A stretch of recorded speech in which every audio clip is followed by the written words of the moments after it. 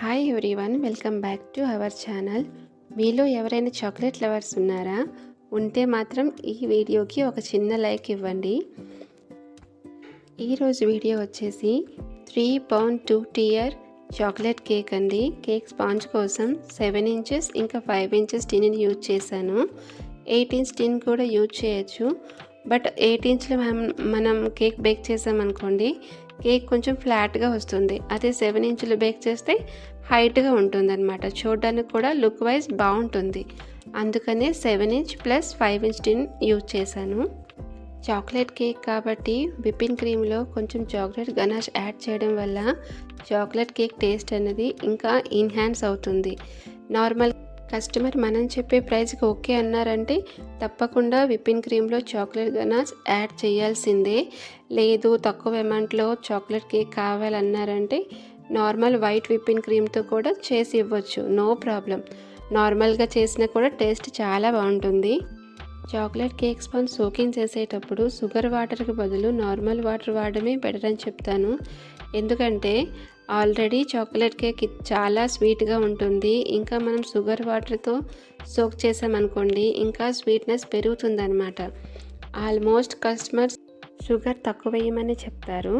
స్పాంజ్ని set చేస్తాం కదా, చాలామందికి ఒక డౌట్ ఉంటుంది, లేయర్స్ని ఎలా పెట్టాలా అని. పైన లేయర్ కొంచెం డోమ్ షేప్లో ఉంటుంది కదా, దాన్ని మనం మిడిల్లో పెట్టాలి. మిడిల్లో ఉన్న లేయర్ని పైన పెట్టాలి. అలా పెట్టేటప్పుడే ఐసింగ్ చేయడానికి ఈజీగా, కేక్ ఫినిష్ అయ్యాక చూడడానికి నీట్గా ఉంటుంది. వీడియోలో చూసే విధంగా కేక్ ఫిల్లింగ్లో chocolate ganache and choco chips వేసి క్రమ్ కోటింగ్ని అయితే పూర్తి చేశాను. క్రమ్స్ ఉంటాయి కదండి, బ్రెడ్ క్రమ్స్, అవి బయటికి రాకుండా ఇలా కొంచెం క్రీమ్తో మనం ఐసింగ్ చేస్తాం కదా, దీన్ని క్రమ్ కోటింగ్ అంటారు. క్రమ్ కోటింగ్ అయిన వెంటనే ఇలా బోర్డ్ని అయితే క్లీన్ చేసుకోవాలి. వితౌట్ క్లీనింగ్ మనం కేక్ని ఫ్రిడ్జ్లో పెట్టామనుకోండి, ఈ బోర్డు పైన ఉన్న క్రీమ్ మొత్తం హార్డ్ అయిపోతుంది అనమాట. తర్వాత క్లీన్ చేయడానికి చాలా ఇబ్బంది అనిపిస్తుంది. అందుకని నీట్గా క్లీన్ చేసేసి తర్వాత ఫ్రిడ్జ్లో పెట్టుకోవాలి. ఇలా 2 లేయర్స్ని కూడా క్రమ్ కోటింగ్ చేసి నీట్గా ఫ్రిడ్జ్లో అయితే పెట్టేశాను సెట్ అవ్వడానికి. 2 tier కేక్ కాబట్టి 2-3 hours సెట్ అవ్వడానికి ఫ్రిడ్జ్లో పెట్టాల్సిందే. లేదంటే కేక్ ఒకదానిపైన ఒకటి సెట్ చేస్తాం కదా, అప్పుడు కేక్ డ్యామేజ్ అయ్యే ఛాన్స్ ఉంటుంది. అది నార్మల్గా సింగిల్ లేయర్ కేక్ అనుకోండి, సింపుల్గా చేసేయచ్చు, నో ప్రాబ్లం.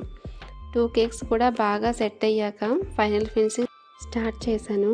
డిజైన్ విషయానికి వస్తే కస్టమర్ మనకి రిఫరెన్స్ పిక్చర్ పంపించడం జరిగింది. దాన్ని ఇలా రీక్రియేట్ చేశాను. ఇలా కస్టమర్ రిఫరెన్స్ ఫోటో పంపించారనుకోండి, మన పని ఈజీగా ఉంటుంది. లేదంటే ఏ డిజైన్ వేయాలా అన్న టెన్షన్లో కొంచెం టైం వేస్ట్ అవుతుంది. పైపింగ్ బ్యాగ్లో చాక్లెట్ గనాష్ 4 వైపులా స్ప్రెడ్ చేసి క్రీమ్తో ఫిల్ చేసామనుకోండి, ఇలా చాక్లెట్ కలర్ వస్తుంది. ఇంకా డార్క్ చాక్లెట్ కావాలంటే చాక్లెట్ గనాష్ క్వాంటిటీని పెంచాలి. కేక్ని షిఫ్ట్ చేసేటప్పుడు కేక్ సెంటర్లో ఉందా లేదా అని చూసిన తర్వాతని ప్యాలెట్ నైఫ్ని మెల్లగా తీయాలి. ఈ కేకు మాకు దగ్గర నుంచి ఆర్డర్ వచ్చింది కాబట్టి ఒకే ఒక డబల్ని ఇన్సర్ట్ చేశాను.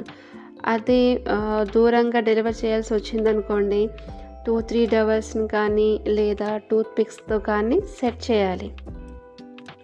గనాష్ కోసం లాస్ట్ వీడియోలో ఆల్రెడీ చెప్పడం జరిగింది. గనాష్ చేసేటప్పుడు నేను పాలని యూజ్ చేస్తానండి, 2:1 రేషియో. ఇంకా గనాష్ కొంచెం థిక్గా అనిపించింది అనుకోండి, కొంచెం గోరువెచ్చని పాలు మిక్స్ చేస్తాను దాంతో డ్రిప్పింగ్స్ అనేవి బాగా వస్తాయి. అదే మోదక్ నోజల్తో సైడ్ బోర్డర్ అయితే ఫినిష్ చేశాను.